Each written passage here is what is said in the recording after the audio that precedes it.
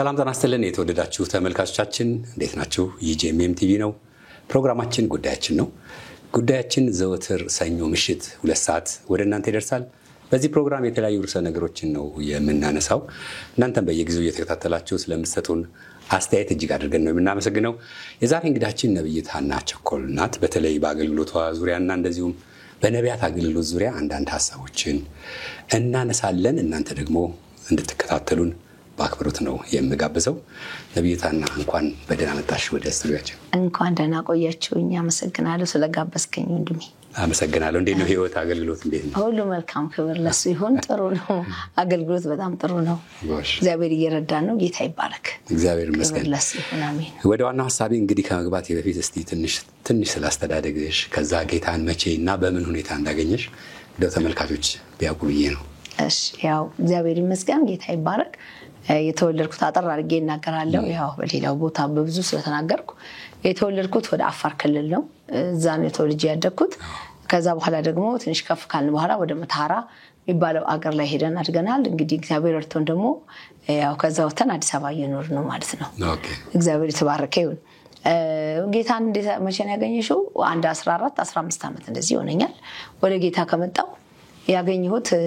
እኔ ማሽኒስት ነኝ፣ ቶርኒስታ ነኝ እና ማሽኒስት ነኝ። በዛ ስራ ይሄድኩ እንግዲህ ሰራ ነበር። ጋራጅ ውስጥ ነው? አዎ ጋራጅ። ቶርኒስታ የሚባለው ጥርስ ማውጣት ማለት ነው። የተለያዩ ብረታ ብረቶችን ጥርስ እያወጣክ እንዴ ነው ጉልበት የሚጠይቅ ስራ ነው። አዎ ጉልበት የሚጠይቅ ነው። እሱ ነበር ስራዬ። እንግዲህ ግቤ ነበር መሰራው፣ ግልገል ግቤ። ከዛ በኋላ ወደ ዓለም ገና ወደ ቡታጅራ መንገድ የሚያስኬደውን መንገድ ላይ በመንሰራበት እዛ ነው እንግዲህ ጌታ ወደ ህይወቴ የመጣውና ጌታን ቀላላኛ አርጌ እንግዲህ ከሱ ጋር ኖሮ የጀመርኩት በዛ ምድር ላይ ነው ማለት ነው። ኦኬ። ተመስክሮልሽ ወይስ? አይ ማንንም አልመሰከረልኝም። በርግጥ ቤተሰቦቼ ወንድሞቼ በጌታ ነበሩ ያሉት። እነሱ ያው ይጸልያሉ ይመስለኛል አሁን ሲነግሩኝ ማለት ነው። እኔ ግን ማንም ደፍሮ የሚናገረኝ ሰው አልነበረም። በወቅቱ ትንሽ ወጣ ያለ ባህሪ ያለኝ። ስለዚህ አንድም ሰው ደፍሮ ይሄን ኢየሱስ ጌታ ነው ሊል አይችልም። አው ጌታ ድንቅ ነው መቼስ በሚሰራው። ስለዚህ ጌታ ራሱ ነው ወደኔ የመጣው። በተዘጋ ቤት ውስጥ ባለሁበት ነው እንግዲህ ወደኔ መጥቶ አማኑኤል ስትኝ ሰማው። አጠራርጌ ስለምናገር ተመልካቾቻችን ያው በተለያየ ቦታ ስለሰማችሁት ብዬ ነው። አማኑኤል ስትኝ ሰማሁኝ አለኝ ማለት ነው። ከዛ ሰዓት ጀምሮ እንግዲህ ጆንጭኖ ሆዴ ላይ ብዙ ያወራይ ነበር። እኔም ባይ በዚህ በጆሮዬ ነበር የሚገባው። እንደዚህ ነበር የተኛሁት፣ እሰማው ነበርና ጌታ። ከዛ በኋላ ግን አዳምጬው እሱ ነገሩን ሐሳቡን ጨርሶ በሩን ከፍቶ ከወጣ በኋላ ብዙ ወገኖች ወደኔ መተው ነበር። ባክሻና በሩን ክፈች ይሉ ነበር። እኔ ደግሞ በሩ ክፍት እንደሆነ ነው ማስበው። ዘግቼዋለሁ፣ ግን ያው ተከፍቶ እሱ ስለገባበት ወደ ቤት ሰው ይገባ ይመስለኝ ነበር። ከዛ የተነሳ በሩ ክፍት ነው ላለው እኔ እነሱ ክፍት አይደለም ይላሉ። በኋላ እንደማንም ተነስቼ ከፈትኩ። ከዛ በኋላ ነው እንግዲህ ጌታ እንደሆነ ያወቅኩት ማለት ነው። ወንጌል ተቃዋሚ ነበር ወይስ ብዙም አልነበርሽ? በጣም እቃወም ነበር። በጣም ተቃዋሚ ነበርኩ ማለት አውቄ አይደለም፣ ግን ሳላውቅ ይሄ ሳታውቀው ዝም ብለህ የቅናት የእግዚአብሔር ነገር የምትቀናበት የለም። እንደውም ምን አደረግ ነበር? ሰኮሮ የምትባለው ከተማ ላይ እኛ መሐከል ደነባና ሰኮሮ የሚባለው መሐከል ላይ ነበር የምንሰራው ያለ ነው። ካምቡዛ ጋር ነው። ዙብሊን የሚባል መስሪያ ቤት ነበር የምንሰራው።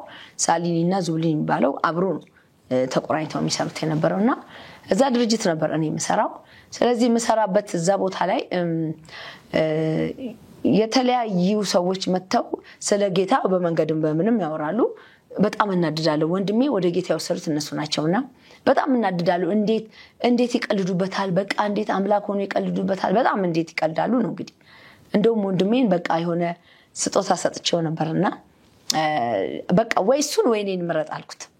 ስለው እሱን እንጂ ይሄንንማ ብሎ ካንገቱ ላይ ሀብል አንስቶ ሰጠኝ ማለት ነው። እንዴት እንደዚህ ሆነ ብዬ ግራ ገባኝ። በኋላ ያው እንግዲህ ወደ ጌታ ስመጣ ያው ነገሩ ገባኝ እንጂ በጣም በቃ ለምን ማለት ያንቋሸሹት ወይም ደግሞ የዝቅ ያረጉት አድርጌ አስብ ነበር በወቅቱ። አሁን ብዙ ሰው ሲቃረን እኔ ብዙ እንትን አይደለም፣ ምክንያቱም ያለፍኩበት ስለሆነ። በመጽሐፍ ቅዱስ ሲናገር ክብራቸው ውርደታቸው ክብራቸው ነው ይላል። ስለዚህ እኔ ያ ውርደት ውስጥ ሆኜ እንደ ክብር ቆጥረው ነበር። የክብር አይነት የመጠጥ አለ፣ ጫት አለ፣ ምናምን ያው የልጅነት ነገር አለ ብዙና ያን ነገር እንደ ክብር ቆጥረህ ክብር የሆነውን ጌታ ማቃለል ማለት ነው በዛ ሰዓት እንደሱ ነበር ነገሩ እግዚአብሔር ደግ ነው ያው ወደ ራሱ አምጥቶኛል እንደው ጌታን ባላገኝ ምን ሆነ ነበር ያለሽ ወይ ዘላለሙ ህይወት እንዳለ ነው አይኖርም ግን እንደው በምድር ምን ሆነ ነበር ነው ዘፋኝ ምን ይሆን ነበር ዘፋኝ ነበር ሞን ወደዛ ነበር ዝንባሌ በጣም ወደሱ ዝንባሌ በጣም ነበር ድምጽ አለሽ ማለት ነው አዎ ዘማሪ ነኝ እኮ ኦኬ አዎ ፋርኛና አማርኛ መዝሙር አለሽ አዎ ካሴት አለኝ ቆየ 12 አመት እንደዚህ ሆኖታል ከወጣ ካሴቱ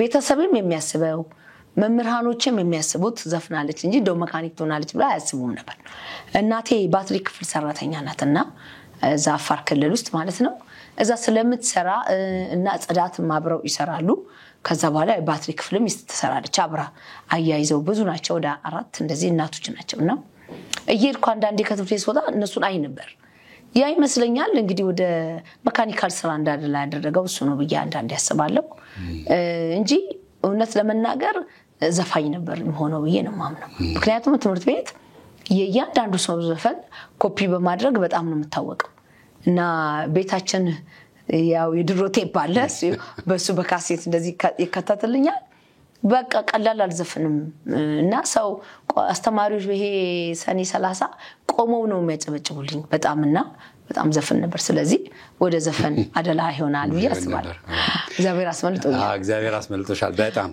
በዛው ልክ ነው እንግዲህ እግዚአብሔር ደግሞ ስራውን እየሰራ ያለው እና እስቲ ስለ ቤተክርስቲያን ተከላውንም ታዩም ብዙ ህይወት በዛው መሃል እንዳለፍሽ አስባለሁ ግን የቤተክርስቲያን ተከላውን እንዴት ነው መቼ ነው እንዴት ነው ሃንድል ያረክሻለሽ እንዴት ያገለገልሽ ነው በጣም ጥሩ ደስ የሚል ጥያቄ ነው እንደሚጠየቅኝ አመሰግናለሁ ቤተክርስቲያን 11 አመቴ ነው ከተከልኩት ማለት ነው ከዳንሽ ብዙም ሳይቆይኮ ማለት ነው ወዲያው ነው ሁሉ ነገር ወዲያው ነበር የተጣደፈ የነበረውና 11ኛ አመታችን ነው ቤተክርስቲያን ውስጥ የራሴ ብዬ ከተከልኩት ማለት ነው ቤተክርስቲያኑ እንዴት ነው ወደ እዚህ ተከላይ መጣሁት እኔ አስቤው አይደለም ሌላ አገር ለማገልገል ሄጄ በማገለግልበት ቦታ ላይ አንድ ራእይ አየሁ ዛፍ ያለበት 2 ክፍል ቤት ያለበት አየሁና እዛ ቦታ ላይ ይሄ ቦታ ቤተክርስቲያን እንደሆነ ገብቶኛል አሁን ደግሞ ወደ አገሬ ስመለስ አገሬ ደግሞ እየጸለይኩ ያለው 5 ቁጥር አሳይቶ መሬት እሰጥሻለሁ የሚል ድምጽ ሰማሁ ማለት ነው መሬት እሰጥሻለሁ የሚል ከዛ በኋላ እንደዚህ ብሎኛል ጌታ ያው ያኔ ወጣትነቱ ምንም የልጅነቱ ነገር አለና በጣም ነው መቸኩለው በነገርና አብረውኝ ባሉ ሰዎች አይ እንደዚህ ብሎኛል ጌታ እና እስኪ እዚህ ላፍቶ ካለን ፈልግ ቤቱ 2 ክፍል ነው ዛፍ ያለው ነው አይቻለው ይሄ ስንፈልግ ያው አልተገኘም በሆነ አጋጣሚ አንድ እህትን ለማየት ወደ ምትለው ሰፈራ ወደ ምትባለው ሰፈር ስንሄድ ኮብልስቶን ይመረታል ማለት ነው በጣም ብዙ 25000 ህዝብ በኋላ ስንሰማ ያለበት ኮብልስቶን ምርት ይመርታሉ ከዛ ጋር ስንደርስ ቀና ብዬ ሳይ 2 ክፍሉና ዛፉ አለ ማለት ነው እና ይሄው ራእይ ያየሁት በራእይ ይሄ ነው አልኳቸው ግን እግዚአብሔርን ይውት አልኳቸው እንደውም በጣም ተናድጄ ለወንዱ ፎቅ ይሰጣል አያችሁ ለኔ ስለሆንኩ እዚህ ጫካ ቁጭ በያለኝ አይታችኋል ጉድ ብዬ ዋልኩ ማለት ነው ያው እሱ እንዳዘዘ ገብቶኛል ሰውዮቹን አናነጋግራሉ አብረውኝ ያሉት ያው የእግዚአብሔር ነገር ነው ላይ ስለማየው እንጠይቃሉ ያው ጠየቁት ሰውየው የጠየቀው የነገረን ብር በጣም ብዙ ነውና በወቅቱ ይሄንን ብር እኔ አልችልም አልኩ ጌታው ያልኩ ተስማምቻለሁ ግን እኔ አሁን እምቢ እንዲሉ ነው ብሩ ይሄን ያህል ብለዋል እኔ ይሄን ያህል ብር ላቸዋለሁ ይሄን ያህል እሺ የሚሉ ከሆነ በዛ ብር እንስማማለን ብዬ ጠየኳቸው ይሄን ያህል ስል ሰውየው ለጊዜው አይ አለ ከዛ በኋላ ትንሽ ቀን ቆየና ደውሎ ዙሪያውን ባጥራጥሬዋለሁ ስለዚህ 20,000 ብር ጨምሩና በቃ ወሰዱት ለእግዚአብሔር ቤት ይሆናል ማለት ነው ብሎ ሲል እሺ ብዬ ደገና ሌላ ምልክት ጠየቅኩ እንደ ጌዲዮን እንተን ማረገው ነኝ ምን ጠየቅኩት ጌታ 3 በ3 ዙር ክፍያ እሺ ሚለን ከሆነ እሱ ካንተ ዘንድ ነው ማለት ነው ብዬ በ3 ክፍያ እሺ ትላለህ ወይ ብዬ ደወልኩለት ችግር የለም ማለት በቃ አሁን የራሱ ነው ብዬ ተነስቼ ጉዞ አደረኩኝ ያው ለወገኖች አብረውኝ ላሉት ነገርኩ አንድ ቤተሰብ ነው በፍቃድ ዶክተር በፍቃዱ ይባላል የሽት ባለቤቱ አብረው ሆነው ከኔ ጋር ነበሩ እነሱ 30,000 ብር አመጡ 10,000 ብር አንድ ጋዜጠኛ እህት ነበረች ስሟ መጥራት ስላልተፈለገ ነው ይቅርታ ጠይቃለሁ እና እሷ ልጅ 10,000 ብር ጨመረች ከዛ በኋላ 40,000 ብር መጀመሪያ እንክፈል ማነው 60,000 ብር አርገን እንክፈል ስንለው አይ ለጊዜው 40 ሺህ ብር ክፈሉ ተባለ። ወደ 40 ሺህ ብር መጣን። 40 ሺህ ብር ከፍለን ጀመርን ማለት ነው። ቤተክርስቲያኑን ጀመርን። ከዛ ያለን ብሩን በ3 ዙር እግዚአብሔር እንደተናገረው ከፍለን ጨረስን። ቤተክርስቲያኑ ላይ በጣም ብዙ ህዝብ ወደ ጌታ መጣ። በጣም ደግሞ ተስፋ የቆረጠ በጭንቅ የነበሩ ሞት በር ላይ የነበሩ ሁሉ እግዚአብሔር ፈወሳቸው፣ እግዚአብሔር አገዛቸው ማለት ነው። እግዚአብሔር ህዝቡን በብዙ ነው ነፃ ያወጣው። እጅግ ማአት ህዝብ ህፃናት ለጉድ ከአውሬዎች እንደዚህ እየተናጠቀን ነበር ያገለገልነው። ጌታ ረድቶን በትንሹ እንደው ባይጋነን ወደ 4,000 የሚሆን ሰው ወደ ጌታ መጥቷል ብለን እናምናለን። በብዛት ከመዘገብነው ጋር አንድ ላይ ማለት ነው፣ ያልተመዘገበውን ማለት ነው። በጣም ብዙ ሰው ወደ ጌታ መጥቷል። 25,000 ህዝብ መካከል ሄዶ ቤተክርስቲያን መትከል በጣም ከባድ ነው፣ ግን በዛ ውስጥም እግዚአብሔር እድል ሰጠን ማለት ነው። እንደዚህ ነው ቤተክርስቲያኗ የተተከለችው ለማለት ነው። አሁን ያለበት አገልግሎትሽ ምን ሁኔታ ላይ ነው? ምን ቻሌንጆች ነበሩ እንደሚኖሩ አስባለሁ? አሉ በጣም። ምንድናቸው? አሁን በዚህ ሰዓት ምን ላይ ነው የሚገኘው? አሁን ምን ሆነ? እዛ ሰፈር ውስጥ ቤት ፈረሰ። ያው የጨረቃ ቤት በብዛት አለ። በብዛት ቤቱ ፈረሰ፣ ቤተክርስቲያን አልተነካም። እና ይሄንን ቤተክርስቲያን ስንሰራ በጣም ብዙ ሰልፍ ነበር። በጣም ብዙ ስንሰራ ውጭ ሀገር ነበር ሄጄ ስመለስ ወገኖች አብረው ይመተው እግዚአብሔር የፈወሳት እህት ነበረች። እነሱ ሌሎችም የተፈወሱ ወገኖች በማገዝ ቤተክርስቲያኑ በትልቅ ሁኔታ ተሰርቷል። እና ያ ሁሉ ሲሰራ ግን እጅግ የሚመር ሁሉ ፈተና አልፈናል። በጣም የሚያሳዝን አይነት ማለት ነው። አዝነንበታል በነገሩ በወቅቱ። እግዚአብሔር ደግ ነው። ግን ከዛ ሁሉ አሳልፎ አሁን ደግሞ ቤቱ ሰርቶ ሰው በዛ ያለ ቤተክርስቲያን ውስጥ የሚቀጥል ሰው የሚኖር ሰው ያለ የሚቀጥል ከሌላ ቦታ የሚመጣ ሰው ስለሌለ ምን እናርግ የሚል ሐሳብ አመጣን። ምክንያቱም ፈርሷል ቤት፣ ሰው ቢኖር የለም አካባቢው ላይ፣ የገበሬ ልጆች ናቸው ያሉት፣ ጥቂት ክርስቲያን ነው ያለው። ምን እናርግ የሚለውን ሐሳብ ስናመጣ ያው ብዙ የቤተክርስቲያኒቷ አባል ሆኑ ወደ 80 ምናምን የሚጠጉ ልጆች በአካባቢው ላይ አሉ። ግቢ ውስጥ ደግሞ ወደ 40 የሚሆኑ በዙሪያው ቤተክርስቲያን ውስጥ እንዲያርፉ አድርገን ቤተክርስቲያን ማለት ትልቅ ስራ እንዳይቋረጥ ማለት ነው አገልግሎቱ እንደሱ እንዲሰሩ አደረግን። በዛ የተነሳ መንገድ ዝግ ስለሆነ እኔ ወደ ከተማ መጣሁ ማለት ነው። አሁን እዛ ወንጌላውያን አደረኩ። በወር አንድ ጊዜ ራሴ ሄዳለሁ ወይ 15 ቀንም ደግሞ አንድ ራሴ ያገለግላለሁ። ግን ወንጌላዊ ልጅ አስቀምጥኩኝ እዛ ማለት ነው። አሁን ወደ ከተማ መጣንና አስፓልት ዳር ላይ ትንሽ ናት ቤት ተገኘ ማለት ነው። እዛ ላይ ፕሮግራማችንን ማድረግ ጀመርን። ሁለተኛው ቸርች ማለት ሁለተኛ ቸርች ማለት ነው። ወደዚህ መጣን። ይሄ አዲስ አበባ ውስጥ ያለው ማለት ነው። ይሄንን እንደዚህ አድርገን ይሄንን ስራ ብናስኬደው ይሻላል። አቋርጬ እኔ ቤት ከመቀመጥ ማለት መሄድ አልችልም። መኪና መግባት አይችልም። በእግር ደግሞ በቃ እየተሸከምን ሄድም ይከብዳል። የተለያየ ቻሌንጁ ብዙ ሆነ ማለት ነው። ስለዚህ በቃ ልጆቹም ምን አሉ፣ እኛ እዚህ እናምልክ አንቺ እዛ አገልግይ ተባለ። በዛ ምክንያት ተከራይተን ወጣን። አሁን ከተከራየን በኋላ ግን እጅግ ከባድ ሆነ። አንደኛ ሰው ህዝቡ ብዙ ነው የሚመጣው ህዝብ። መሬት ላይ ፎቅ ላይ ነው የተከራየነው፣ ትንሽ ነው መሬት ድረስ ነው ሰው የሚቀመጠውና ያም ትልቅ ቻሌንጅ ነው። እንደገና ሽታ በጣም ክፉ ሽታ በአካባቢው አለ በፎቅ ውስጥ ማለት ነው። ያንን ብዙ ለማስወገድ ተሞክሯል፣ ግን ምንም አልተቻለም። ባለቤቱም ሁላችንም ሞክረናል።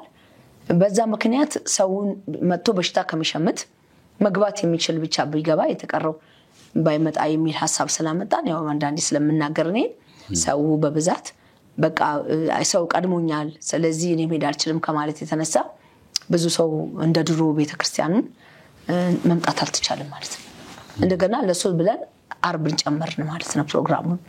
ይሄ ፕሮግራም ደግሞ አገልግሎቴ ያው ራስን ነፃ አውጣን፣ ራስው መጥቶ ይጸልያል፣ ራሱን ነፃ ያወጣል፣ በመንፈስ ቅዱስ ኃይል ተሞልቶ የእግዚአብሔርን ድምጽ ሰምቶ ነው የሚሄደውና ይሄ አገልግሎት ደግሞ በእንደዚህ አይነት ቦታ ሳይሆን ሰፋ ባለ ቦታ ነው መከናወን የሚችለው። ስለዚህ ይሄንን ሐሳብ እንግዲህ እግዚአብሔር በልባችን ያመጣው ሐሳብ ስለሆነ በዚህ መሰረት ያገለገልነው፣ ግን ትልቅ መከራ ውስጥ ነው ያለነው ማለት ነው። ቻሌንጅ ውስጥ ነው ያለው። በተለይ በአገልግሎትሽ አንዳንድ ሐሳቦች አንስተን ነበር፣ በቀደም ተገናኝተን ነበር እና በተለይ በዚህ ከዛ በፊት ግን ይሄን በኋላ ላይ ላቆየውና በተለይ በቤተ ክርስቲያን አገልግሎት አሁን ምንድነው የምታየው? በአገልጋዮች ዘንድ ብዙ ነገሮች አሉ የምናነሳቸው፣ ግን አንቺ የአሁኑን ቤተ ክርስቲያን አገልግሎትና አገልጋዮችን እንዴት ነው ያየሻቸው? ምን ሁኔታ ላይ ነን ብለሽ ነው የምትይው?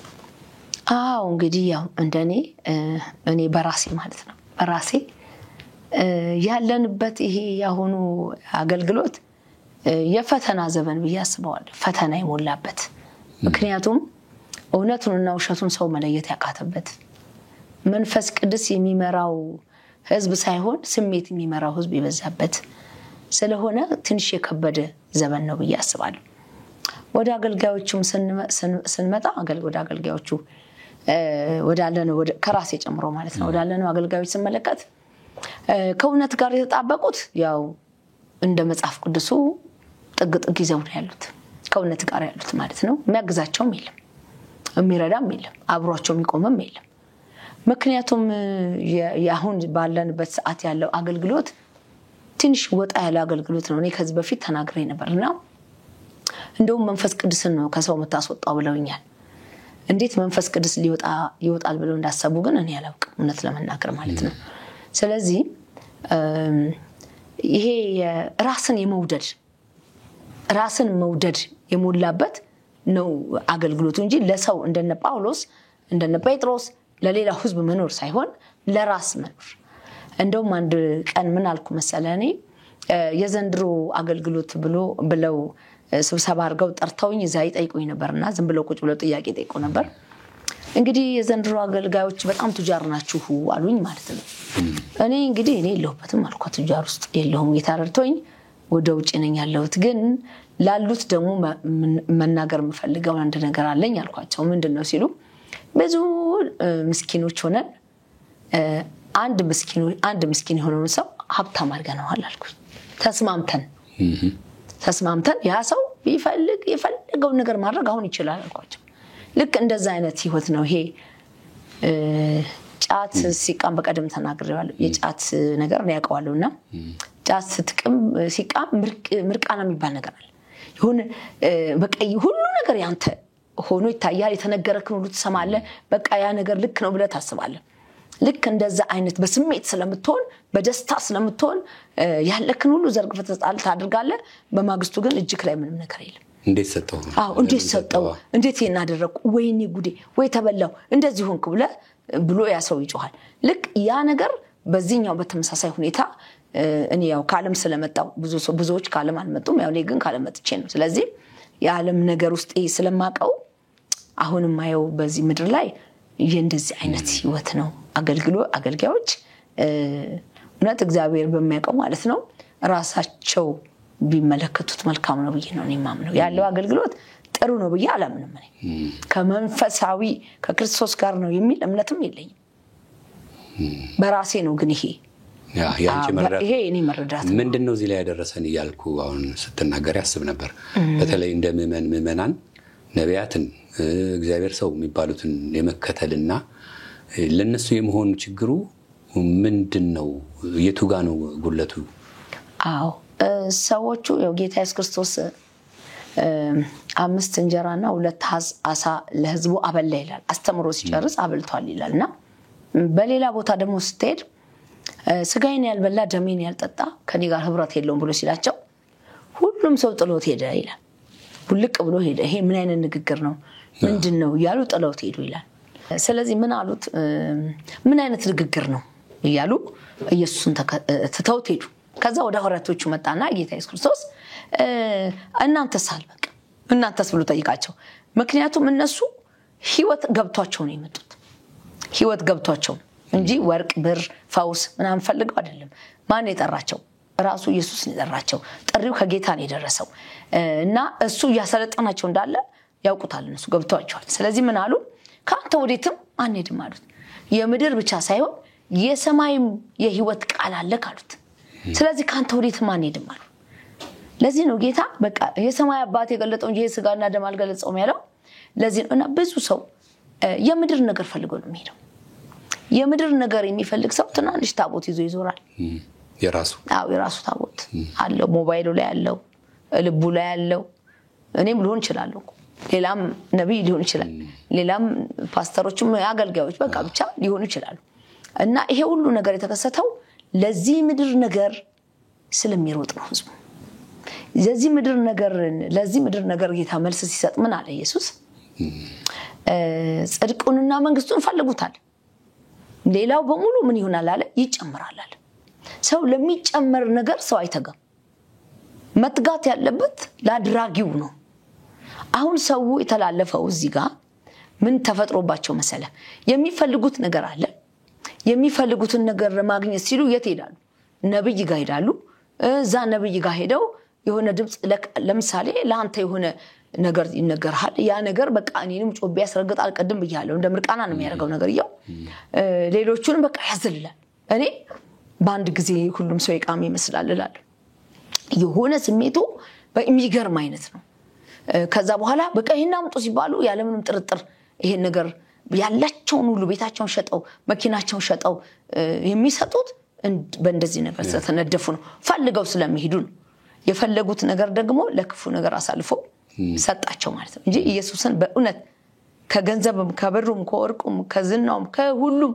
አስበልጠው ኢየሱስን ቢፈልጉት ኖሮ እርግጠኛ ነኝ ይሄ ሁሉ መከራ በመድራችን ላይ አይሆንም ነበር አሁን እንደዚህ ነው የነማምነው በእርግጥ እውነተኛ ነቢያቶች የሉ ማለት አንችልም ልክ ነው ግን የሚበዙቱ ከጥቅም ጋር የተያያዘ እንደሆነ እኛም እንግዲህ ከውጭ ሆነን የምናየው አለ ብዙዎች ቀደም ሲል እንዳልሽው ነገሮችን ሁሉ ወደ ራሳቸው የማድረግ ነገር ተገልጋዮችም እየቆዩ ሲቆጩ ሲበሳጩ ድጋሚ ማን ሄድም የሚል ነገሮችን ሲናገሩ እንዳልሽው አይነት ስሜት አለ በተለይ እስቲ ወደ አንቺ አገልግሎት ልምጣና በአገልግሎትሽ በነብይነት አገልግሎትሽ በመታገልግይበት የሚያጋጥሙሽ ነገሮች እንዳሉ ተጫውተን ነበር አንዱ በተለይ የወንድና የወንድ ሄትና የሴት እነዚህ የሆሞሴክሹዋል ጉዳይ የዛሬ ወር አካባቢ ይመስለኛል አንድ ፕሮግራም ሰርቼ ነበር እኔም የመካኒስ ቤተክርስቲያን ከተመሳሳይ ጾታ ጋር ከሚፈቅዱ ቤተክርስቲያን ጋር ህብረት አላት በሚልና ከዛ አልፎ ጭራሽ ኢትዮጵያ ውስጥ አለ እንደውም በቤተክርስቲያን የሚል ሐሳብ አንስተሽልኝ ነበር ምንድነው መነሻው ፕሮፌሰር አንደኛ እኔ በትልልቆቹ በልጆችም ለአርጊ ነው አካፍዬ መናገር የምፈልገው የመጀመሪያው ልጆቻችንን ክርስቲያን የሆነው በቃ ሰው የሆነ ሰው ልጆቹን በደንብ መከታተል የሚያስፈልግ ይመስለኛል ከልጅነታቸው ማለት ነው የእግዚአብሔር ቃል ሲናገር ልጅን በመትሄድበት መንገድ ምራው ይላል አካይዳቸውን ከኛ ብናሳያቸው በተለይ ደግሞ ለጌታ የመጣን ሰዎች እንደዚህ ብናሳያቸው ጥሩ ነው አንድ ጊዜ አንድ ገጠመኝ ነበር ስለ አንድ ሴት ባለፈው በሌላ ሚዲያ ተናግሬ ነበርና ብዙ ጭቅጭቅ ተነስቶ ነበር እሱ ትክክል ነው ግልጽ ነው እንደውም እውነት አይደለም ነው በሚል የት ቤተክርስቲያን ናት ማናት ማለት እነሱ ማናት ብለው ከሌነች ብዬኔ ብናገርም ልጅቷ መታ ብትናገርም ለሚቀጥለው ለትውልዷ ምንድነው የምናስቀረው ነው እሷ የዛሬ 10 ዓመት እግዚአብሔር ፈቷታል ያው ለሐሳቡን ለመግለጽ ያህል ነው ችግሩ እንዳለ ለመናገር ያህል ነውና ያው ሌላው እንዲማር ነው የኛም ሐሳብ እሱ ነው እንደሱ ነበርና ብዙ እንትን ተነስቶ ነበር ግን አሁንም እርግጠኛ በመሆን የምናገረው በቤተክርስቲያን ይሄ ነገር በትክክል ነው ያለው ራሴ በእኔ አገልግሎት ውስጥ ያለፍኩባቸው አንድ ነገሮች እናገራለሁ እግዚአብሔር መልካም ነው እንግዲህ ጌታ ያለው ይሁን ብያለሁ ስለዚህ ስሙ ይባረክ አንድ ቤተሰብ ነበሩና እነዛ ቤተሰቦች ብዙ አብረው ተጉዘዋል ከኔ ጋር አብረው ቆይተዋልና አንድ ጊዜ አንዳንድ ራእዮችን የማየው ነው ራእዩን ከመናገር ዝም ብዬ ልናገር ያየሁትን ራእዮች በብዛት ተናግሬ ነበር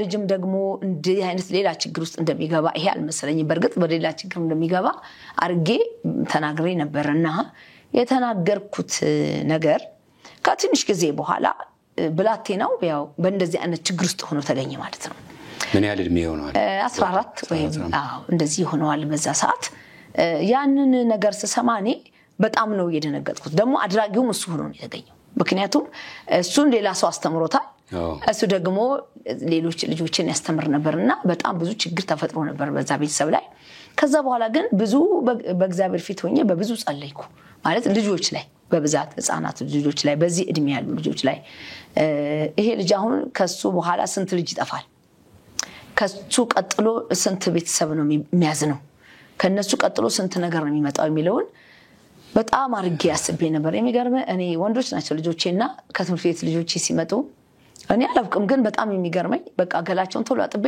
ሰውነታቸውን በሞላ ቼክ አድርግ ነበር እንዴት ነው ሰው ይዳስሳችሁ ሰው አለ ያዛችሁ ሰው አለ የነካችሁ ሰው አለ የሚል በቃ ይሄ የፍርሃት ነገር ውስጤ ስለነበረ በጣም ልከታተላለሁ አሁን ልጆቹ አድገውስ ምን ይላሉ እናታችን ሁሉ ጊዜ እንደዚህ ታደርግ ነበር ለካስ እኛን እየጠበቀች ነው ብለው ይላሉ እኔ በጣም ነበር ልጆቼን የምጠብቀውና ብዙ ቤተሰብ አሁን ልጆቻቸውን ቢጠብቁ በዚሁ አጋጣሚ ለመናገር የሚፈልገው ያው ከልጅነት ነው ነገር የሚጀምረው ያ ነገር ያንን ቤተሰብ በብዙ አናክቶታል ቤተሰቡ ብቻ ለምትምት ቤታቸውን በሙሉ አናክቶባቸው ነበር እና ብዙ ችግር ተፈጥሮ ነበር በዛ ወቅት ግን እግዚአብሔር ጻድቅ ስለሆነ ነገሩን ወዲያውኑ ጣልቃ ገብቶ ጌታ ያስተካከለው ይመስለኛል ያው ከዛ በኋላ ያለው ኢንፎርሜሽንም ስለሌለኝ ብዙ ናቸው ያሉት በሴትና በሴት በጣም ብዙ አሉ ብዙ መንፈሳዊ ዓለም ላይ የተጋቡ በመንፈስ ዓለም ጋር ብቻ ቃል ኪዳን ያደረጉ ሴቶች እና ሴት ወንድና ወንድ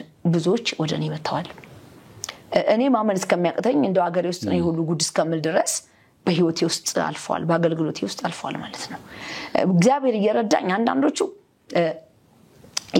ነው አስወጡት ላለው ይሄ መንፈስ ስለሆነ አስወጡት ላለው ይሄ መንፈስ እንዴት ነው የሚያጠምዳቸው ብለን ስናስብ መንፈሳዊ ዓለም ላይ ያሉ ሰዎች ይሄን ነገር ያውቁታል እንዴት ነው ልጆች ሰውን የሚያጠምደው አንደኛ ከዘር ይመጣል መንፈሱ ከዘር ውስጥ የሚሰራ መንፈስ ነው ይሄ የሚያፋታ ጋብቻ የሚከለክል የተጋቡትን የሚያፋታ ይሄ መንፈስ ራሱን የቻለ ትልቅ ስራ የሚሰራ መንፈስ ነው ስለዚህ ከዘር ሊመጣ ይችላል አንዳንዱ ደግሞ ከጓደኞቹ እንደ ቀለል ባለ ነገር መልክ መስሎ ወደነሱ ሊመጣ ይችላል ያም ማለት ይህ ግን የመናፍስት ስራ ነው መናፍስቱ ምንድነው የሚያደርገው በመድር ላይ አንድ ጊዜ በጄኤምኤም ፕሮግራም ላይ ይሄን ትምህርት አስተምሬ በጣም ብዙ ተንብለውኝ ነበርና ብዙ ሰው ቻሌንጅ ያደረገ ነበር ግን ያንን የሚያደርጉ ሰዎች ከዛ ዓለም እንደሆኑ አቅ ነበር እኔ ከዛ ምንድነው የሚያደርጋቸው ስሜት አልባ ያደርጋቸዋል መጀመሪያ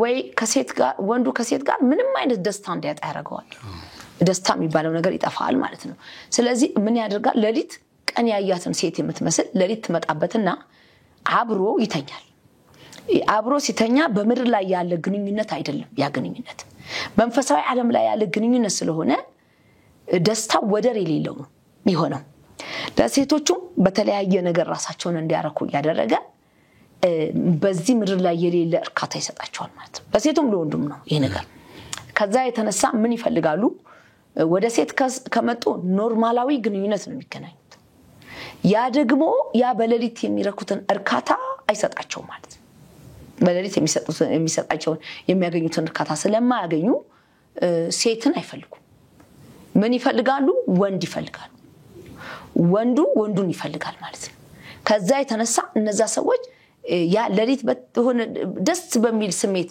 የተገለጠውን በወንዱ ላይ ሲገናኘው ወንዱ ላይ ያንን ስሜት ያገኘዋል ማለት ነው ያንን ስሜት መንፈሳዊ ዓለም ነው ይሄ ነገር በስጋ ዓለም አይደለም ያው ብዙ ሰው የተለያየ ነገር ሊለኝ ይችላል በርግጥ የሚመጣውን ቻሌንጅ ለመቀበል ነው እኔም ተዘጋጅቼ ነው ግን ስለዚህ ወንዱን የሚፈልገው በመንፈስ እንጂ በስጋው አይደለም በመንፈስ ዓለም ነው ነገሩ የተሰራው መጀመሪያ ልምምዱ በመንፈስ ዓለም ነው ከዛ ወደ ስጋ ሲያመጣው ሴት ጋር ያን እርካታ ያገኘው ስለማያገኘው ወንዱ ጋር ይዳል ማለት ወንዱ ጋር ያንን ነገር እንዲያገኝ ያደርገዋል መንፈስ ስለሆነ ከዛስ ወንድ ፍለጋ ይወጣሉ ማለት ከዛ የተነሳ ኃጢያትን በደንብ አድርገው ይለማመዱታል ሌላውንም እያስገቡ ያለማመዳሉ ያሰፋሉ ወንድ ልጅ አገልጋይ ነውና ወንጌላዊ የሆነ ልጅ ነው ከዛ ወደ እኔ ቤተክርስቲያን እኛ ወደ ተከልናት ቤተክርስቲያን መጣ ያው በቴሌቪዥን ላይ ቶይ ነው የመጣው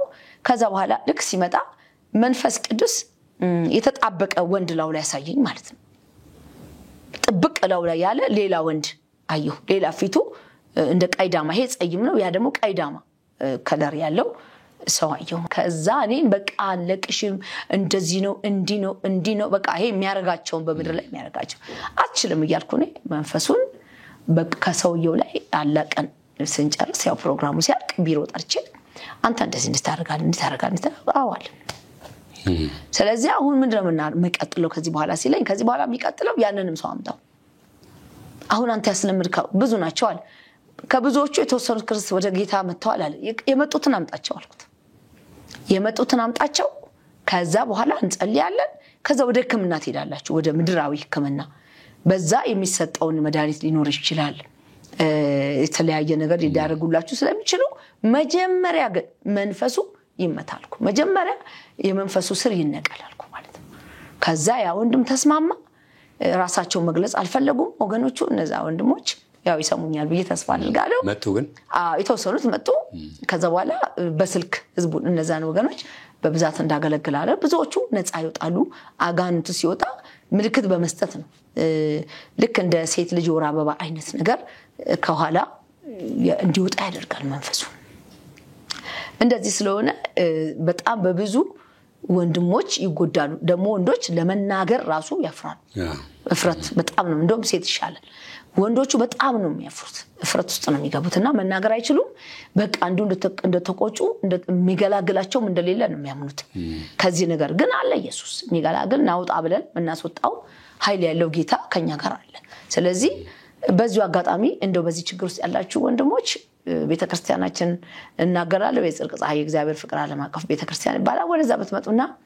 ብትፈልጉ ለብቻችሁ እኔ ያገለግላችኋለሁ እህታችሁ ነኝ እግዚአብሔር ስላስቀመጠኝ በውስጤ ስላስቀመጠው እውነተኛ ጸጋ አገለግላችኋለሁ ብትመጡ ሴትም ሆነ ወንድ በጣም ደስ ይለኛል እና ይሄ የሚጀምረው ከመንፈስ ዓለም ነው ስለዚህ ሰው ለምሳሌ ትፈርዳለህ እንደዚህ ያረገ እንዲያረገ ብለ ሰው ላይ ትፈርድ ሰዎቹ ምን ያርጉ ወደው አይደለም ተቸግረው ነው ታስረው ተይዘው ሴቶቹም ደግሞ እንደዚሁ የሚያረጉት ከዚህ የተነሳ ከዛ ለሴቶቹ የተለያየ ልምምድ ይሰጣቸዋል በቃ እርስ በርስ የመረካካት እና አሁን ደም አንዳንድ ነገር በማድረግ ያው መናገር ይከብዳል እዚህ ጋር ስለዚህ እንደሱ በማድረግ እርካታ እንዲረኩ ያረጋቸዋል ይሄን የሚያረጋው የዚህ ዓለም ገሽ ነው እንጂ ሰዎቹ ወደው አይደለም ማንንም ሰው ወዶ ኃጢአትን አይሰራም ሰው ልግደል ብሎ የሚሄድ ሰው አይተከሆነ ልግደል ብሎ የሚለው እኮ ሰውየው አይደለም ውስጡ የተቀመጠው ሉሲፈር ነው ከዛ መጥቶ እየወደደው ወንድሙን እየወደደው አባቱን እናቱን እያየገለ ከገደለ በኋላ ሰውየው ሰው አይደለም ጥሎት ይወጣል መንፈሱ አስገድሎት ከዛ ጥሎት ይሄዳል እንዴት አረኩ ብሎ ሰውየው ያብዳል አየ በጸጸት ይሞታል ከዛ ወደ እስር ቤት ራሱ ሄዶ ይሰጣል ወይ ደሞ ራሱን ያጠፋል ተለያየ ነገር ይከሰታል ይሄ በመንፈስ ዓለም ላይ የሚካሄዱ ነገሮች ናቸው ለማለት ፈልጌ ነው በተለይ ለቤተክርስቲያን መልእክት ይመስለኛል አሁን ምንም እንደሌለ ዝም ብለናል ነገ ላይ የሚመጣው ጉዳት ቀላል አይሆንም ብዬ ነው ማስበው እውነት ነው እንደው ቤተክርስቲያን እንደዚህ ደረጃ ዝም ያልነበት አላወቅን ይሆን ግንዛቤው የለን ይሆን ወይስ ደግሞ ያወቅን ብንነካው ሌላ ችግር ይዞ ይመጣል የሚል ይሆንና ምንድነው ለቤተክርስቲያን የምናስተላልፈው መልእክት አዎ ቤተክርስቲያን ሁለት ነገር ነው እኔ ማሰበው በራሴ ማሰበው አንዱ ሰው ስለሆነ የገቢ ምንጩ ለቤተክርስቲያን ይሄ ነገር ከተነካ ሰው ጥሎ ይሄዳል ብለው ሰዎች ያስባሉ ስለሚያስቡ በደና ያሉ አገልጋዮችን ማለት ነው በትክክል የእግዚአብሔርን ነገር የሚያገለግሉ ወገኖች ይሄ ፍርሃት ስላለባቸው ቀጥታ ይሄን ነገር ተናግረው ይሄ መንፈስ ለቆም ይዳለበት ህዝቡን ይሄ ነገር ደግሞ ጠርቶ መውጣት አለበት ብሎ መናገር ደፍረው አይችሉም ይሄንን ደፋር አድርጎ መናገር አይችሉም ሁለተኛው ደግሞ ቢናገሩም ዱላው ይበዛባቸዋል ስለዚህ በሁለት ነገር ስለሚጠመዱ ያላቸው አማራጭ እግዚአብሔር ያግዛቸው ብሎ ጸልዮ ዝም ማለት ነው እኔ አንድ ጊዜ አንድ ቦታ አገልግሎት ተጋብዤ ቁጭ አልኩና ያየሁኝ ነበር አገልጋዮቹን አንዱ የሚያገለግል ወንድም የሚዘምር ነው የሚዘምር ልጅ ነው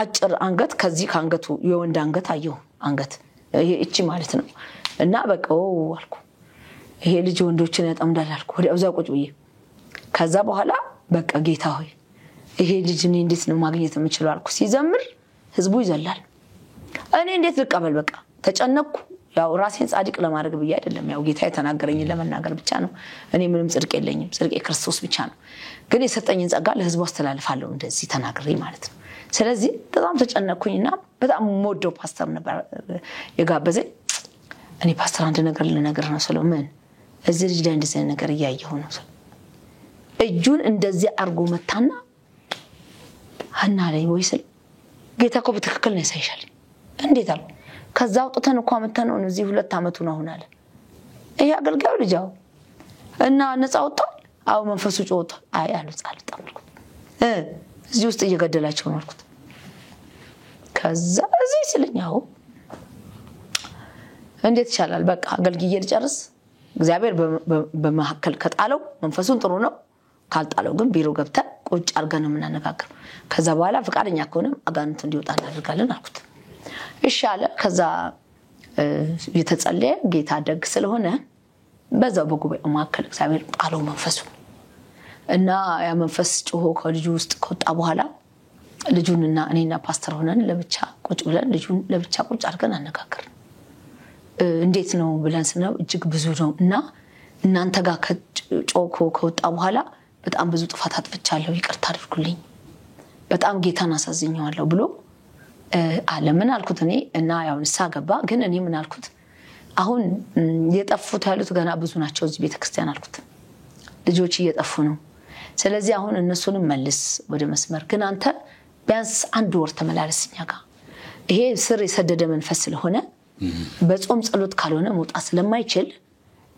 እንደዚህ ነው የምታስወጣው አሁን ጮሆ ስለወደቀ ይወጣ እንዳይመስል አልኩት አልወጣም አልኩት አላው አልወጣም አንተ ጎበዝ ከሆንክ ጾም ጸሎት እያስከና አርብም ሮብምና ከኛ ጋር አብረጸልይ እግዚአብሔር ያዳሃል ነፃ ያውጣሃል አልኩት ልጁ እግዚአብሔር ይባርከው ያው ከዚህ መላቀቅ ስለፈለገ ጌታ አገዘው አሁን ነፃ ሆኖ ያገለግላል ማለት ነው እና ብዙ ሰው እንደዚህ በብዙ ምሳሌ ለማድረግ ነው እነዚህ አንዳንዶች ሰዎች የምትናገረው እንጂ በጣም ከባድ የሆነ ፈተና ውስጥ ነች ያለችው ቤተክርስቲያን ነገ ምን እንደሚሆን አላውቅም እኔ ውጭ ሀገር ላከለግል በሄድኩበት ሀገር ቤተክርስቲያን ልጆቹ እየወሰዱ ያሳዩ ነበር በጣም አዘንኩ ባየሁት ቤተክርስቲያን በቃ ይሄ የድሮ ቤተክርስቲያን ጳውሎስ ናቸው ግን ወና ነው ባዶ ነው የሚያምር ቤተክርስቲያን ግን ባዶ ነው በጣም ገረመኝ በተለይ ጣሊያን ሀገር ይዘውኝ የገቡት ቤተክርስቲያን እኔ እስካሁን ድረስ ይገርመኛል ቤተክርስቲያኑ በጣም ቆንጆ የሚያምር ግን ሰው የሚባል የለም ግቢ ውስጥ ሰው የለም እና እኔ በጌታ በኢየሱስ ስም አልኩ ምን አይነት ጉድ ነው በቃ እኔ ተአምር ነው መሰለኝ የተሰራው ቤተክርስቲያን ልክ አሁን ኢትዮጵያ ውስጥ እኔ ወደፊት ብዬ እየተጨነኩ ያለው ስጋት ይሆነብኝ እኛ እንሄዳለን የሚቀጥለው ጄነሬሽን እንዴት ነው የሚቀጥለው ምንድነው የሚቀጥለው ምንድነው የሚሆነው ይሄንን አባቶች ከፍ ያሉት ከኛ በላይ የሆኑት አዋቂ ያሉት ሰዎች ሊነጋገሩበት ያስፈልጋል ይሄንን መንፈስ ከቤተክርስቲያን መጽዳት አለበት አለ ቤተክርስቲያን እንቅጥ ታድጎ ነው ያለው ቤተክርስቲያን በደንብ ነው ያለው ስለዚህ ሴቶቹንም ወንዶቹንም ቤተክርስቲያን መከታተል ያስፈልጋታል ሁለተኛ ነገር ደግሞ ትምህርት መስጠት አለበት ይሄ መንፈሳዊ ዓለም እንደሆነ እኛ የክርስቶስ እንደሆነ እኮ ትልቅ መንግስት አፍርሰን ነው የመጣ ነው ያኛው መንግስት ባገኘው አጋጣሚ ሁሉ ወደዛኛን ሙሰር ነው የሚፈልገው ስለዚህ እለት እየተሽከረከረ ነው የሚውሉ አይደለ እንደሚያገሳ አንበሳ ሲዞራችሁ ይውላል አለ አንበሳ ነው አላለው ግን እንደሱ ብሎ ነገርጾታል አይደለ ስለዚህ ክፍተት በእኛ እንዳይገኝ የተቻለንን ያህል ልጆችን በእናስተምር ወጣቱን በእናስተምር ብንይዘው መልካም ነው ወደፊት ቤተክርስቲያን ይሄንን ነገር ብታረግ መልካም ይሆናል ብዬ ነው ካለዛ ግን እርግጠኛ ነኝ አሁን በምንም ተደርጎ ቤተክርስቲያን ይሰራል ከትንሽ አመት በኋላ ግን ረበዳ ይሆናል ያ አንዳንድ ጊዜ ምናልባት መልእክት ስለሆነ እናስተላልፈው ያልተነጋገርነው ነገር ወደፊት ያላመጣነው ነገር በኋላ ላይ ምናልባት እኛን ባይጎዳን እንዳልሽው ቀጣዩ ትውልድ ላይ ሳናውቀው የሚበቅል ነውና ዝም ማለት አለብን ብዬ አላስብም አሁን እንደተነጋገርነው መሪዎች ቤተሰብ ከልጆቻቸው ጋር ቢያወሩ እንዴት እንደሚውሉ ምን እንደሆነ ቢከታተሉ ቤተክርስቲያንም እንዳልነው የሆነ ሰዓት ላይ ግንዛቤ መስጠት እንደዚህ አይነት ኬዝ ያለባቸው ሰዎች በግልጽ እንዲናገሩና እንዲመጡ ቀደም ያልነው ምንድነው ወንዶቻውን ስለሚደብቁ ፈውሳቸው ሩቅ ነው እንደዚህ ነው እኮ የሚሆነው ብንናገር ችግራችንን ብናወራ ብንቀራረብ አንዱ ችግር የህብረተሰቡም ነው እንደ አይነት ሰው ተገኘ ማለት በቃ ይወገር አይነት ስሜት ስላለ እሱም ነው ግን ይሄንን ነገር ፊት ለፊት ማውጣት ነገሩን ፈውስ እንዳለው እነዚህ በዚህ ውስጥ የሚያልፉ ሰዎች ፈውስ እንዳለው ሊያስቡ ይችላሉና ቤተክርስቲያን በዚህ ነገር ክፍት መሆን የለባትም ወይ ነገሩን በየጊዜው ማንሳት የለብንም ወይ ምክንያቱም ካለ ማንሳት አለብን እንደሌለ ዝም ካልነው ነገ አይጎዳንም ወይ እንደተዳፈነ ነገር አይደለም ወይ የሚሆነው? ምናልባት ይሄን መልእክት ማስተላለፍ ከቻልን ብዬ ነው። እውነት ነው። ቤተክርስቲያን ይዛ የወጣችው እኮ ትልቅ ነገር ነው። ኢየሱስ ክርስቶስ ማለት እንግዲህ የሁሉ ነገር ፈጣሪ ስለሆነ ሁሉ ነገር ያውቃል ብለን አምነን እየተከተልን ያለነውና ጌታ ተከክል ስለሆነ ስለዚህ ወደ ጌታ ቤት የመጡት ልጆች በዚህ ጭንቀት ውስጥ እንደሚኖሩ ግልጽ ነው፣ የታወቀ ነው። በዛ አደባባይ ላይ ቆመው ምንም ችግር እንደሌለው ይሄ የመንፈስ ዓለም ስራ እንደሆነ ቤተክርስቲያን ቆሞ መናገር አለባቸው። ለዚህ ነው እኮ ነፃ መውጣትም እኮ ለዚህ ነው ቃሉም እኮ ወንጌሉም እኮ ለችግረኞች አይደለም፣ እውነት ነው። ከኃጢአት ነፃ እንዲወጡ አይደለም፣ ስሙም እኮ እሱ ነው። እውነት ነው፣ ትክክል። ስለዚህ እነዚህ ሰዎች ይሄንን ድምጽ ከሰሙ ለካ ወገን አለን፣ ለካ የሚረዳን ሰው አለ፣ ለካ ይሄ መንፈስ ነው፣ በዚህ ነው የተጠመድኩት ብለው ከወደቁበት መነሳት አቅም ይሆናቸው። አይደለም የኛ ክርስቲያን የሆኑት ልጆች ከክርስትና ውጪ ያሉት ልጆች ቅድም ነገር ያለ ማንም ሰው ኃጢአትን ወዶ አይሰራም። በዚህ ዓለም ገዢ ተይዞ ብቻ ነው የሚሰራው፣ ተገዶ ነው የሚሰራው። ስለዚህ ወደ እግዚአብሔር ቤት እንዲመጡ ማድረግ ማለት ወደ አገልጋዮቹ እንዲጠጉ ማድረግ፣ አገልጋዮቹ ደግሞ ይሄንን እንደ ትልቅ ነገር ሳይሆን እንደ ማንኛውም ተራ ነገር ኃጢአት ነው፣ እንደማንኛውም ኃጢአት ነው። ሌብነት ፈውስ አለው። ትንሽ ሌብነትም ትልቅም ሌብነት እኩል ነው። የኃጢአት ትንሽና ትልቅ የለውም። ስለዚህ ይሄ ፈውስ አለው ብለው አስተምረው ህዝቡን ቢፈወስ ነፃ ቢወጣ የአጋንንት ስርዓት ነው። አዎ የአጋንንት ስርዓት ነው። ስለዚህ ከዚህ አጋንንት እንዲወጣ ቤተክርስቲያን መሪዎች ፓስተሮችም ቢሆኑ ቄሶችም ቢሆኑ በመካኒሱ በተለያየ ቦታ ያሉ ቆመው ግልጽ በሩን ክፍት ቢያደርጉ ለሴት ልጆችም ለወንድ ልጆችም በራቸውን ክፍት ቢያደርጉ እነኚህ ልጆች አውኔ በዚህ ችግር ውስጥ ነኝ በዚህ ውስጥ ነኝ ብለው ከመጡ ጾም ጸሎት ማስያዝ ዋና ሐሳባችን ምንድነው? ዝም ማለት የለብንም። አሁን እንደ ቤተክርስቲያን ለቤተክርስቲያን መልእክት እየተናገርን ነው። እውነት ነው። የለም አንልም። እንዳለ ከተስማማን ስራ አለብን። እውነት ነው። ዝም ባልነው ቁጥር እየባሰ ይመጣል። ስለዚህ ቤተክርስቲያን መሪዎች፣ አገልጋዮች ይሄንን መልእክት እያስተላለፈን ያለነው በየቤተክርስቲያን መድረኮቻችን ይሄን ነገር ማንሳት መነጋገር አለብን። እውነት እኛ ውጭ የምንሰማው ነገር ብቻ ነው እውነት? አሁን ውጭ ጎልቶ ወጥቶ ነው። እነሱም እኮ ከጃቸው አምልጦ ነው በቤተክርስቲያን መያዝ የነበረበት ሳይያዝ ቀርቶ በመንፈሳዊ ዓለም መሰራት ያለበት ነገር ስላልተሰራ ነው አሁን አደባባይ ወጥቶ ህጋዊ ልሁን የሚለው ማለት ነው። እዚህስ ማን ይከለክለዋል አሁን በዚህ ሁኔታ ከሄደ? ስለዚህ ቤተክርስቲያን ያለነው ለዚህ ነውና በእነነጋገርበት ጥሩ ነው የሚል ነው። ምናልባት ወደ ቀጣዩ ጥያቄ ልለፍ። እሺ፣ አንቺን አገልግሎትሽን የሚመልከት በቀጥታ ሊሆን ይችላል። ጥሩ ነው እየተላሰብኩ ነው። ነብይነትን ያገኘሽው መቼ ነው? እንዴት ነው? የት ነው? በማን ነው? በጣም ጥሩ ጥያቄ ነው። ነብይነት የሚባለው ነገር እኔ ራሴ ውስጥሽ ነበር? እኔ አላውቅም። እኔ እንዴት ነው ያወቅኩት? እንዴት ነው ያወቅሽው ብለህ ብትለኝ እግዚአብሔር በብዙ እይታ አይ ነበር። እንደዚህ አይኔን ከፍቶታል ማለት እችላለሁ። እንግዲህ በዛ ሰዓት እኔ ራሴ የሆነ ችግር ውስጥ የገባው እስከሚመስለኝ ነበረ። በኋላ ግን ያው እድገቱም እየመጣ የሥራ ላይ ሆኜ ነው የሰራው። እድገቱም መጣ። ሰላም ወንጌል ነበርኩኝና ሰላም ወንጌል እያገለገልኩ በጣም ብዙ ሰዎች በጸጋው መጠቀም ጀመሩ ማለት ነው። ከዛ በኋላ ግን ሰላም ወንጌል ውስጥ እንግዲህ እነዚህ የተለያዩ ምራክል የሆኑ ነገሮች ሲመጡ ሰው ሁሉ ሲያይ ሐና ነብይ ነች አሉ። ህዝቡ ሐና ነብይ ነች ብሎ ደመደመ ማለት ነው። ኦኬ፣ መነሻው እሱ ነው። አዎ እንጂ ከሆነ ሰው ተጸልዮልሽ ያ ብዙ ጊዜ የምናውቀው ነው የምነግርሽ። ለምሳሌ ፓስተር ሲባል አንድ ቤተክርስቲያን ይሾመዋል፣ እሱን እናውቃለን። ሂደቱ ልክ ነው ልክ አይደለም የሚለው እሱ ሌላ ጉዳይ ሆነ። ግን እንደዚህ አይነት ኦርደር አለው ወይ ለማለት ነው? የለውም፣ እንደዚህ ምንም የለውም። ግን አገልጋዮች በመላ ምስክርነት ሰጡ። በህይወትሽም ታየ። ሰው ሁሉ እሷ ነብይ ሐና ነብይ ነች ሲሉ እኔ እንደውም ነብይነት የሆነ መጥፎ ነገር አድርጌ ስለማሰበው ኧረ በእግዚአብሔር እኔ የምፈራው ነገር ነው እንዳልሞት በጣም ፈራለሁ። መጽሐፍ ቅዱስ ማንዳን ስለማጠና እኔ ኧረ እኔ ፈራለሁ ይሄን ነገር እንደዚህ አትበሉኝ፣ እኔ እግዚአብሔር ተናገረኝ እናገራለሁ፣ ዝም በሉ እላለሁ። እንደዚህ ያልኩ ነው። በኋላ ግን የመጨረሻው ሰላም ወንጌል ቤተክርስቲያን እንዳገለግል ነብይ ሆኜ እንዳገለግል ተነገረኝ ማለት ነው። ኦኬ፣ በቸርች ተነገረኝ። ሐሙስ የነቢያት ፕሮግራሞች ነበረ። እዛ ላይ ጥሪ ያደረጉልኝ ማለት ነው። ያወቁት ግልጽ ሆነ። ከዛ ራሷ ቤተክርስቲያን ወረቀት ጻፈችልኝ፣ የነቢያት ወረቀት። ከነቢያቶቿ መካከል አንድ ነብይ እንደሆንኩኝ አድርጋ ሰላም ወንጌል ቤተክርስቲያን ወረቀት ጽፋ አረጋግጣ ሰጠችኝ ወረቀት ማለት ነው። ያ ወረቀት አሁን እኔ ጋር አለ ማለት ነው። ስታየው እንደው ራስሽን የነቢያቱን አገልግሎት እንደ እግዚአብሔር ቃል የሆነ የነብይነት አገልግሎት ነው ያለኝ ብለሽ ታስቢያለሽ ወይ? አንድ ሁለተኛ የነብይ አገልግሎት ማለት ይሄን አይቻለው ይሄን ትሆናለህ ይሄን ታደርጋለህ የሚል ብቻ ነው ወይስ ሌላ ነገር አለው? አለው ሌላ ነገር አለው። በጣም ብዙ ነገር አለው። እንደ እግዚአብሔር ቃል በእርግጥ ጌታ የተናገረህን የምትናገረው ከጥፋት ተመለስም ማለት አለብህ። ሊጠፋ ያለውንም ሰው መገጸጽ አለብህ። ነብይ ስትሆን አንድ መንገድ እንደዚህ ብቻ ይዘህ አይደለም የምትሄደው። እግዚአብሔር አይለመድም። ማንም ሊለምደው አይችልም እግዚአብሔርን። እኔ በራሴ የራሴን ነው መናገር የምችለው፣ ሌላው የራሱን ይናገር በማለት ማለት ነው። እኔ በራሴ እግዚአብሔር በጣም ነው የሚናገረው። ሲናገር የእግዚአብሔር ነገር ሲመጣ እኔ ራሴን አላውቅም። የመጀመሪያው ማለት ነው ራሴን ሳላውቅ ነው የምናገረው።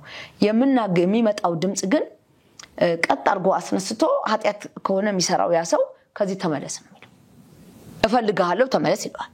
እምቢ ካልክ እመጣብሃለሁ ይለዋል። ብዙዎች የመጣባቸው በህይወት የሌሉ አሉ። ግልጽ የሆነ ነገር ነው የምናገረው። ሰፈራ ያለ ሰው ብቻስ ሁሉም ሰው ያውቃል እንታል። ስለዚህ እንደ እግዚአብሔር ቃል ነው እኔ እንደ እግዚአብሔር ቃል ነው የማገለግለው። በራሴ እንደ እግዚአብሔር ቃል ነው የማገለግለው። ተመለሱ ይላል ጌታ፣ ተመለስ ነው። አልመለስም እንደው ባለፈው ትንሽ አውርቻለሁ ስለ አንዳንድ ሰዎች ተናግሬ ነበር እና አልመለስም ካለ እሱ የሱ ፍቃድ ነው ወይ የሷ ፍቃድ ነው እንጂ የኔ አይደለም። ግን እኔ የተሰጠኝን ነገር በግልጽ እናገራለሁ። የምፈራው ነገር የለኝም እውነት ለመናገር ማለት ነው። እግዚአብሔር ማንንም ይሁን ማንንም ተናገሪ ካለኝ እናገራለሁ።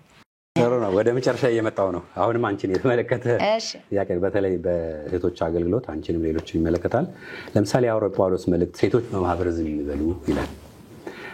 ይሄ እንዴት ነው የምትተረጉሚው? አንዳንድ አስተማሪዎችም አሁን በአደባባይ እያስተማሩ ነው የእግዚአብሔር ቃል ስለ ምናልባት ባነበው በደንብ ታብራሪልኝና በደንብ እንነጋገረዋለን ሐሳቡን።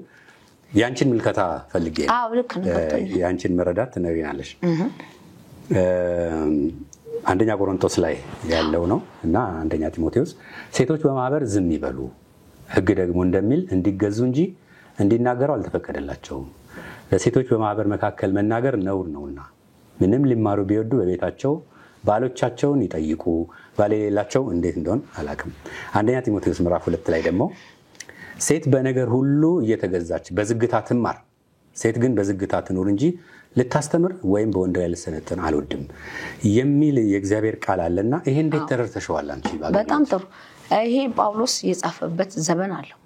በዛ ዘመን ጳውሎስ የጻፈው መልእክት ነው። በዘመኑ ምናልባት እኔ በራሴ ሐሳብ ነው እንግዲህ ነገር እንትን አይደለም ግን ሴቶች በአደባባይ ማገልገል አለባቸው የሚል አቋም አለ። እኔ አለኝ። ለምን ነው ከዚህ ቃል አንፃር ነው አንተ የምትለው? ለምሳሌ እኔ ደግሞ ወደ ዲቦራ ልሄድ ነው ግዴታ ስለሆነ ዲቦራ ለምሳሌ በነገስታቶች ሁሉ የበላይ ሆና ተሾማ ነበር። ማን ነው የሾማት? እግዚአብሔር አይደለ? እግዚአብሔር እንድትናገር አይደለም ያደረጋት? ሹመት የሰጣት ጌታ ስለሆነ ቆማ ምን ታደርግ ነበር? ትመራ ነበር። የእግዚአብሔርን ድምጽ በቀጥታ ነበር የምታስተላልፍ። እንደውም ንጉሱ አንቺ ካልወጣሽ አልወጣም ብሏታል። ስለዚህ እግዚአብሔር የሾም ያስቀመጠው በሴትም በወንድም ላይ ነው፣ ልጆች ላይ ነው። ከመንፈሴ አፈሳለሁ ብሏል ኢየሱስ ክርስቶስ። ከመምጣቱ በፊትም ከመጣም በኋላ መጽሐፍ ቅዱሳችን ላይ ምን ብሎ ይናገራል? በወንድም በሴትም ልጆቼ ላይ መንፈሴ ምን አደርጋለሁ? አፈሳለሁ። ትንቢት ይናገራሉ፣ እንደዚህ ያደርጋሉ ብሎ ይናገራል። እኔ በበኩሌ ማለት እነሱ ስናሉ አዲስ ኪዳን ላይ እነ ማርያም አሉ። ለምሳሌ እነ ማርያም ኢየሱስ ክርስቶስን የሚያገለግሉበት አገልግሎት የተለየ ነበር። አገልግሎታቸው በምግብ በማብላት እነ ማርታ ያገለግሉ ነበር፣ እነሱ ስና ያገለግሉ ነበር። ግን አሁን ለጠየቀው ጥያቄ መጽሐፍ ቅዱስ ላይ የሉም ነቢያቶች ማለት አይደለም። እጅግ ማዕት ነቢያቶች አሉ የሚያገለግሉ በብሉይ ኪዳንም በአዲስ ኪዳንም። ግን ጳውሎስ የጻፈበት ሐሳቡ ብዬ እኔ የምረዳው የጳውሎስ እይታ በወቅቱ ሴቶች ትንሽ ወጣ ያለ ነገር ያመጡ ይመስለኛል በዛ ሰዓት። ስለዚህ ብዙ ቦታ እኮ ጳውሎስ የወንዶችን አገልግሎት ነቅፎ ተናግሯል። የነቀፌታ አገልግሎታቸውን ሁሉ ተናግሯል። ስለዚህ በዛ ወቅት ውስጥ ያሉት እህቶች አልገዛ ያሉ ይመስለኛል። ለባሎችም አገልጋይ ነኝ እኔ አሁን ባሁኑ ራሱ ባለትዳር ሆኖ እኔ በዚህ አጋጣሚ ያው እንግዲህ ብቻዬን ነው የምኖረው ልጆቼን ያሳደግኩኝ ነበር በእንደዚህ ነው የምኖረው ስለዚህ ብዙ እሱ ውስጥ ጥልቅ ብዬ መግባት አልፈልግም ግን ብዙ እህቶች አገልጋዮች በአሁንም ዘመን ማለት ነው አገልጋይ ከሆኑ ወንድሞች ባሎቻቸውን አይገዙም ሻይሉ በዛም ዘመን ይሄ ችግር ያለ ይመስለኛል ይሄ ነገር ያለ ይመስለኛል ጳውሎስ ዝም ብሎ አይደለም የተናገረው ነገሩን ስለዚህ ከወንዶች በታች እንድንሆን ከወንዶች የበላይ ሆነው ብቻ አገልግሎት እንዲያገለግሉ ያው ከቃሉ ከዚህ በላይ ከፍ ብሎ ይናገራል እሱ አንቺ ምትዩን በተለይ ሹሩባ በጌጥ ያረጋችሁ እንደዚህ አዎ የሚል ሐሳብ አለው አዎ በዛ ወቅት ውስጥ የተቸገረበት ዋናው ያገልግሎቱ ቻሌንጅ ይሄ ይመስለኛል በሴቶች ማለት ነው አለመገዛት እንቢ ማለት እንደገና ደግሞ ወንዶችን ማማለል የማማለል ስራ የሰሩ ይመስለኛል ይሄ የራሴ መረዳት ነው እንግዲህ ማንንም ወክዬ ያንቺን ነው የጠየቁሽ እንደተረዳሽው ይሄን እንዴት አየሽው ለማለት ነው አዎ ስለዚህ ጳውሎስ የተናገረበት አቅጣጫ ይሄ ነው በያምናለሁ እንጂ ሴቶች እኔ በበኩሌ በራሴ እግዚአብሔር ባይተማመን በሴት ልጅ ላይ ባይተማመን ወይም ደግሞ ወንድ ብቻ ያገልግል ቢኖረው በሴትም በወንድም ልጆች ላይ መንፈሴን አፈሳለሁ ብሎ አይናገርም ትንቢት ይናገራሉ ራእይን ያያሉ ምን ያለማሉ ብሎ አይልም ነበር በወንዶቹ ላይ ብቻ መንፈሴን አፈሳለሁ ሴቶች እግራው ሰርቆጭ ብላችሁ እሱ በሚያመጣው ነገር ኑሩ ይለን ነበር እግዚአብሔር ቃል ግን ያንን አላለም በወቅቱ እሱ የተቸገረበት ይመስለኛል በመገረዝም እኮ በግርዛት እኮ ብዙ ችግር መጥቶበታል በመገረዝ ወንዶች አለመገረዝ መገረዝ በሚለው ራሱ ብዙ ቻሌንጆች ገጥሞታል ጳውሎስ ግን በዛ ውስጥ የሴቶች ላቅ ያለ ይመስለኛል የከበደው ይመስለኛል ስለዚህ አለባበሳችንንም እንድናስተካክል ፈልጓል ጸጉራችን እንዲሸፈን እንደገና ምናልባት እንደኛ አይነት ላይሆን ይችላል ጸጉራቸው ቆንጆ የሚያምሩ ይሆናሉ ብዬ አስባለሁ በዛ ዘመን ስለዚህ ወንድሞች ቆሞ በሚያገለግሉበት ሰዓት ይወሰዳሉ ስለዚህ ስለሚወሰዱ ያንን ለመከላከል የተጠቀመበት ይመስለኛል ሁለተኛ ደግሞ ሴቶችን ቆማ በወንዶች መካከል አትናገር እና ዝቅ ብላ እንደዚህ ብሎ የተናገረ ባሏን ተጠይቅ ተማር ከባሏ ስር አው ብሎ ያለው አንደኛ ባል ራስ እንደሆነ ለማስተማር ለአገልጋዮች ሴቶች ይመስለኛል በዚህም ዘመን ያው ባል ራስ መሆኑን እኮ ብዙ እህቶች አያውቁም ትልቁ ችግር አይቀበሉም ባያውቁም አይቀበሉትም በቃ እኩል ነን የሚል አሁንም እሱ መርዝ ነው እግዚአብሔር የሰጠን ሰው የመጀመሪያ ሲፈጠር አዳም ብቻውን የተፈጠረ ከዛ በኋላ እኔ ካጥንቱ ነው የወጣሁት እንደዚህ ነው ማምነው እኔ መጽሐፍ ቅዱስ ስለሚደግፈኝ ካጥንቱ ወጥቼ አካሉ ሆኛለሁ ስለዚህ አካሌ ነው የሚመጣው ወደኔ የኔ አካል ሆኖ ጋብቻ ብሬው ካደረኩ እሱ ባሌ ነው ራስ ነው ቤቴ የቤቱ ራስ ደግሞ ክርስቶስ ነው ለሁለታችንም ማለት ነው የግዴታ ምንም አገልጋይ ሰማይ ተከፍቶ እሳት በላይ ላይ ቢወርድ ቤቴ ሲመጣ ሚስትነቴ ቦታው ላይ መኖር አለበት እኔ ማምነው ይሄንን የተቸገረው ጳውሎስ ለብዙ ሰዎች ይሄ ነገር ግልጽ አይደለም ዛሬ ጌታ ይባርክ እንኳን አነሳው ለብዙ ሰዎች ጥያቄ ይሆናል ሚስቶች በዛ ወቅት አሁን እኔ እንደምናገረው ለባሎች አይገዙም ነበር በያምናለሁ አስቸግረው ነበር እንደገና በመልካቸው ደግሞ ወንዶቹን ልጆች የማማለል እንዳያገለግሉ የእግዚአብሔርን ክብር ይዘው እንዳይወጡ ቻሌንጅ ያደርጓቸው ነበር ወንዶቹን በያምናለሁ ስለዚህ ሴቶቹን ያስቆመበት ጳውሎስ ይሄ ነው ብዬ ነው በእኔ መረዳት የማምነው እንጂ ቢገዙ ቀጥታ ለባሎቻቸው ቢገዙ ቢያከብሩ የእግዚአብሔርን ድምጽ እኮ ሁለቱም ነው እንዲሰሙ የተፈቀደው እሱ አይሰማችሁ ለሱ የሰማው ለሱ ያደረጉ የእግዚአብሔርን ነገር አብረው ይዘው ቢሰሩ ጳውሎስ ይሄንን መልእክት አይጽፍም እርግጠኛ ነኝ ግን የጻፈበት ዋናው ነገር በቃ እኔ በላይ ማህበሩ ስለተቸገረ ነው የሚለውን ሐሳብ እንውሰደው ስለዚህ አንዳንድ ሰባኪዎች አስተማሪዎች እዚህም ሴቶች በፍጹም መድረክ ላይ መቆም የለባቸውም የሚለውን አትቀበይ እኔ አልቀበልም በራሴ ነው ሶሪ በራሴ አልቀበል ይሄንን በፍጹም አልቀበልም አንድ ጊዜ ምን ሆነ መሰለክ የሌላ አገር ክርስቲያኖች ናቸውና ያው ኤርትራኖች ናቸው አይፈልጉም ሴት ቆማ እንድታገለግላቸው ማለት ነው እና እኔ ቤልጂየም የሚባል ሀገር ቁጭ ብዬ ያረፍኩባቸው ሰዎች ጋር ቁጭ ብዬ ይሄ ጀርመን ነው እንግዲህ የጉዳይ ጀርመን ነው እኔ ቤልጂየም የምትባሉ ሀገር ልጆች ጋር እግዚአብሔር ባርካቸው ነው ባልና ሚስቶች ልጆች ነበሩት እነሱ ቤት አርፍ ያለውና ወደ መኝታ ክፍል እንደገባው ሲከራከሩ አየኋቸው ሶስት ሆነው ማለት አታገለግልም ታገለግላለች አታገለግል ጦርነት ከፍቷል ግን ጋብዘውኛል እየተነዳ ነው የሚሄደው ከዛ በኋላ አንዱ ረጅም ነው ሁለቱ አንዱ ቀላ ያለ ነው ማከለኝ አንዱ ደግሞ አጠር ያለ ነው ሶስቱንም በራያያቸው ማለት ነው እንደዚህ ናቸው ብዬ ለልጆቹ አብረው ለሚሄዱ ሰዎች ነገርኳቸው ትልቅ ጦርነት አለ ግን እኔ ቆም ያገለግላለሁ አልኩ ታገለግያለሽ አዋና አገለግላለሁ እኔ አባቴ ልጅ ነኝ እኮ አልኳቸው የኢየሱስ ልጅ ጀግና እኮ ነኝ አገለግላለሁ አልኩ አረ ስለኝ ጌታን አልኳቸው እሺ አሉ ተነስተን ሄድን እንደማን ተፈልጉ ተገኘን ቸርቹ ጋር ገባን ጋር ይሰሙታል እርግጠኛ ነኝ ከዛ ፊት የሴት አገልጋይ አያመጡም ነበር ማለት ነው ቢሆን ነው ጠርተው አያውቁም ማለት ነው ስለዚህ ዛልክ እንደደረስኩ ስገባ ያው ያየሁትን ነገር ልጆቹም እኛ ሁላችንም አየናቸው እኔ የነገርኳቸው ሰዎች አየን ማለት ነው እንደገባን ያው እንግዲህ ችግር ነው በእኛ አይፈቀድም ግን ያው ሴት ልጅ እንደዚህ ምናምን አሉ ችግር የለም በቃ እግዚአብሔር ያለው ነው የሚሆነው ጌታ ነግሮኛል እኔ ያገለግላለሁ አልኳቸው ከዛ አንዱ ተረታ ሁለቱ አሸነፉ እኔ ቆምኩ መድረክ ላይ ከዛ አበሻ ቀሚስ ነበር የለበስኩት ነጠላ ምድግ አድርጌ ሃሌሉያ አልኩ ኢየሱስ ያ ድምጼ ቀየር አድርጌ ልክ እንደ ወንድ ልጅ ሆንኩ ማለት እንደሷ የሚፈልጉት በየከረባት ነው የሚያስፈልገው ነጠላይ ነው ትችላል አስሬ እንደ ከረባት አድርጌ ኢየሱስ ያድናል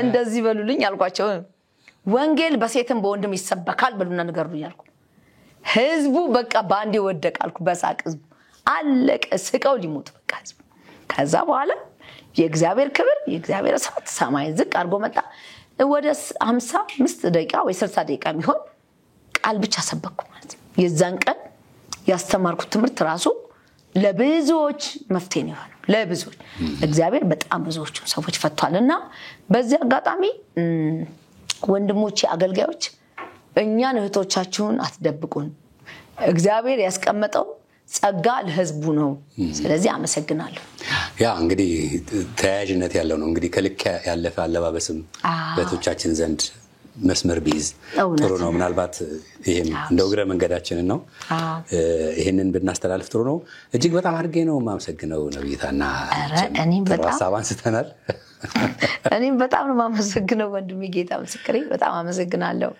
እግዚአብሔር ይባርክ አንተንም ዘመን ጥሩ አገልግሎት ነው ያለሽ በዚሁ ቀጥይ በርቺ እግዚአብሔር ቀጣይ ስራ እንዳለው አምናለሁ ስለነበረን ጊዜ በጣም እጅግ አድርጌ ነው የማመሰግነው አሜን እኔ ማመሰግናለሁ በዚች አጋጣሚ አንድ ነገር መናገር ፈልጋለሁ ቤተክርስቲያን አሁን ያለንበት ጥሩ ስላልሆነ ቤተክርስቲያኑ በተቻለው አቅም ሰው መሬት ለመግዛት ተዘጋጅተናል እግዚአብሔር እርቶናል መሬቱንም ቤት ያለው መሬት አግኝተናል በህዝቡን እየጠየቅኩ ነው እንዲያግዙኝ በተቻለ አቅም በተለይ እህቶች እንደው ብትረዱን ከጎኔ ብትቀውምና ይሄን ወንጌል አብራችሁን ብታስኬዱ ጥሩ ነው ያምናለሁ ለሚቀጥለው ጄነሬሽን የሚያርፉበት ደስ ብሏቸው የሚያመልኩበት የተፈታ አገልግሎት የሚያገለግሉበት ይሄን ጸጋ ደግሞ የማስረክበው ጄነሬሽን ስላለ በፊቴ ብትረዱኝ ብዬ በዚሁ አጋጣሚ ጥሪ ያደርጋለሁ እንድታግዙኝ በጌታ ፍቅር ጠይቃለሁ ተባረኩ እንግዲህ እንደ ጌታ ፍቃድ ተመልሻለሁ ወደ ቤቴ እግዚአብሔር አብስቶ ይባርካችሁ ለማለት ፈልጋለሁ ወንድሜ እግዚአብሔር ይባርክ በጣም አመሰግናለሁ እኔም ስለ ጊዜሽ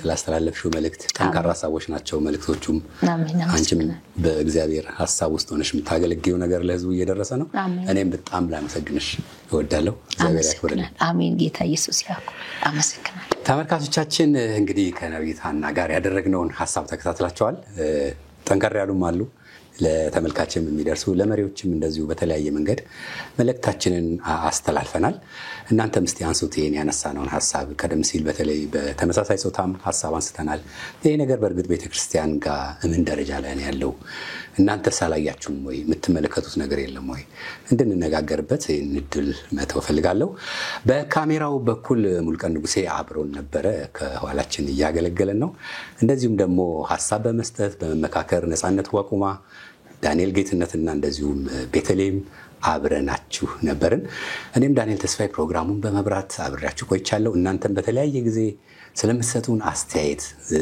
ጥቆማ ምክር እጅግ አድርጌ ነው ማመሰግነው ይጠቅመናል እንደዚሁ ሐሳባችሁ እንድትሰጡን አደራ ማለት ፈልጋለሁ የጂኤምኤም ቲቪ ፕሮግራሞች ይቀጥላሉ እንድትከታተሉ በመጋበዝ ሰናበታለሁ መልካም ጊዜ ይሁንላችሁ